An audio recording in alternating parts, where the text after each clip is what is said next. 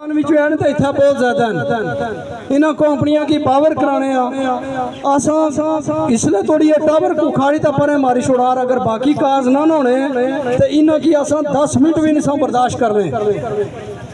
ये सिर्फ गल जड़ा कम हुजवे ना हो जाए उस वास्ते मसाला बिछाए तो नफल नहीं पन्ने पैने।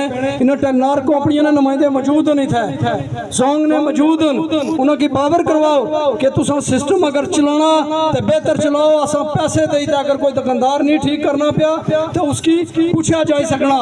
तो अगर इंतजामी इदारे इन्होंने नहीं पूछने तो असा की मजबूर होई थे इन्होंने टावर पटने पे वो करीब तरीन है। इस तो बाद राजा सिकंदर पटू साहब अगली काल दे अपने अपने इलाकों जिस तरह पहले वर्क किया से 1 अगस्त की निकले सा या अज इतना धरने इकट्ठे होया इस तो वधिया निकला।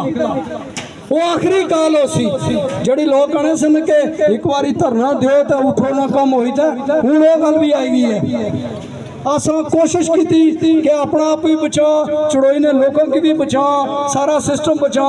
पर अगर न्यू सिस्टम बचना चाहना तो फिर हूँ वो काल भी उसका इंतजार है। बस वो काल राजा सिकंदर पटू का देसन उसने पूरा जिला इंशाल्लाह बंद हो सी और असा चढ़ोई ने लोगों तुसा निकलाया। अगर ना निकल सो तो एक गल मैं सुनगी अज वाजिया पाई होना सारे इदारे बंदे मौजूद होए थे। असंगी आने होना तुसा बिकी जासो तुसा झुकी जासो झुकने नहीं सिर्फ 2 वजह रही ने।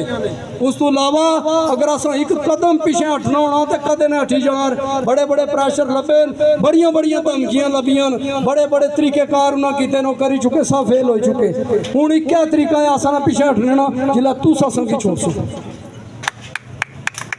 जिस वेले थोड़ी तुसा साथ रहा यकीन मनो असा शेर है। इन्होंने सारे बरासा भारे असा अपना हक नहीं दस।